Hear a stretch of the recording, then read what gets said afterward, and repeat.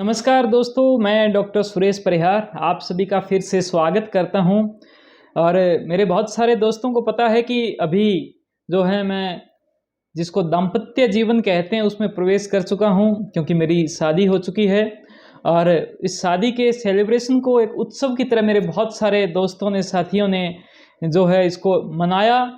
तो इसके लिए बहुत बहुत धन्यवाद। आज मैं फिर से उसी कुर्सी पर, उसी ड्रेस में और उसी फॉर्म में आ चुका हूं और आपके लिए शादी और दाम्पत्य जीवन से संबंधित एक बहुत ही इम्पोर्टेंट बात लेकर आया हूं। और वो है कि हमारे एक एक संस्कृति के अंदर एक बात जुड़ी है, वो रहता है तोरण।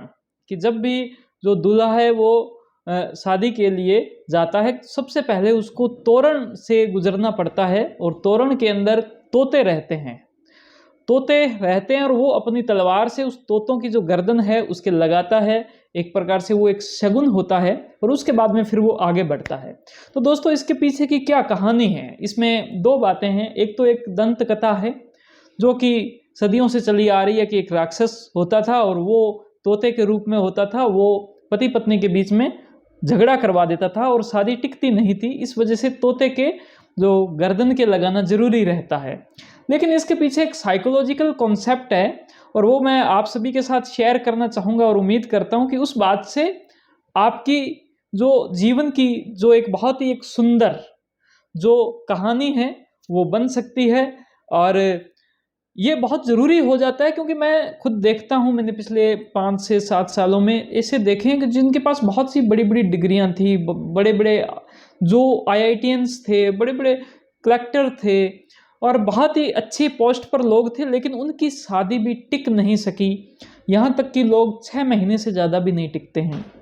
और बहुत सी बारी ऐसे केस होते हैं कि जो वाइफ है उसके पेट में बच्चा होता है, लेकिन उस वक्त भी उनके बीच में झगड़े होते हैं, इतने बुरी तरीके से होते हैं कि जब वो बच्चा इस जीवन में आता है तो उन पति पत्नी का तलाक की स्थिति हो जाती है। तो ये बहुत अच्छे से समझना पड़ेगा। और यहाँ पर मैं इस सिद्धांत को इस वजह से लेके आ रहा हूँ क्योंकि इससे जो पति है और पत्नी है, जो नवविवाहित जोड़ा है, उन दोनों को बड़ी ही समझदारी से काम करना पड़ेगा। दोस्तों, ये क्या है, तोते का सिद्धांत क्या है, आइए मैं इस पर आपको लेके आता हूँ।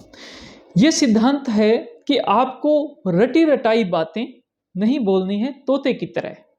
जैसे तोते की गर्दन कट गई तो इसके मतलब आपके अंदर का जो तोता है उसको आपको काट देना है। ये किस प्रकार से काट देना है, जैसे कि दोस्तों, परिवार जो है वो 2 परिवारों से मिलकर एक तीसरा परिवार वहां से निकल रहा होता है। और ये हमारे भारतीय संस्कृति के अंदर शादी की एक बहुत ही सुंदर एक विचार है, एक बहुत ही सुंदर एक ऐसी मनोवैज्ञानिक घटना है शादी, जिसके अंदर 2 परिवार मिलकर एक तीसरा परिवार बनाते हैं। अब इन दोनों परिवारों का मिलना बहुत ज़रूरी है। मिलेंगे तो उनके बीच में कुछ मनमुटाव भी हो सकते हैं, कुछ लड़ाई झगड़ा भी हो सकते हैं, लेकिन मिलने के साथ में जो आनंद आएगा, मिलने के साथ में लोग बाहर जाते हैं, पिकनिक करते हैं, लेकिन वो पिकनिक एक परिवार के अंदर बैठकर ही हो सकती है। परिवार के अंदर बैठकर आप आनंद ले सकते हो बहुत ही अच्छे से। वहाँ पर बहुत ही एक उत्साह का माहौल हो सकता है। आप किसी भी छोटे से छोटे इवेंट को आप सेलिब्रेशन बना सकते हो अगर वहाँ पर लोग होंगे तो। आप अकेले हो, आपके पास बहुत रुपया पैसा सब कुछ है, लेकिन आप कुछ भी नहीं कर सकते दोस्तों। तो लोगों से उत्साह है, लोगों से जीवन है, लोगों से ही परिवार है। लेकिन ये परिवार टूटता कैसे है, ये एक तोते के सिद्धांत से टूट जाता है कि यहाँ पर पति जो है, हस्बैंड जो है, उसका फैमिली है, उसका फैमिली का एक बैकग्राउंड है, उसकी फैमिली का एक माइंडसेट है। वो जो बात बोला, उसके परिवार के लोगों ने जो बात बोली, वो क्यों बोली और किस परिस्थिति में बोली, उसके पीछे की पूरी कहानी है। उसको समझने के लिए जो वाइफ है उसको और उसके परिवार को थोड़ा टाइम चाहिए कि उन्होंने ये बात कैसे बोली। तो यहाँ पर बहुत इंपॉर्टेंट बात ये आती है कि आपको रटी रटाई बात नहीं कहनी।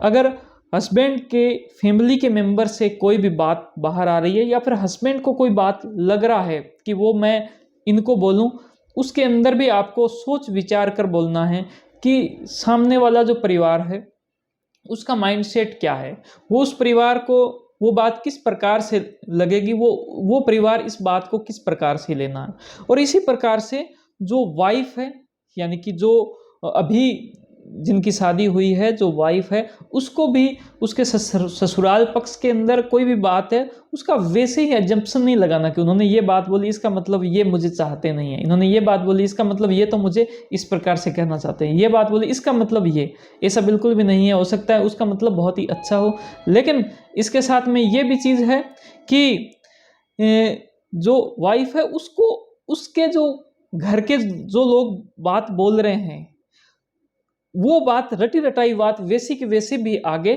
नहीं बोलनी। अगर इन दोनों बातों का ध्यान रखें तो परिवार बहुत ही मधुर रहेगा।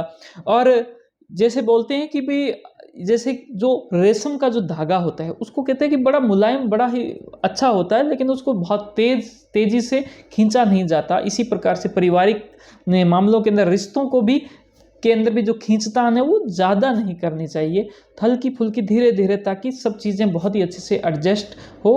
उस प्रकार से अगर आप आगे बढ़ते हो, आगे चलते हो तो बहुत ही अच्छा होगा।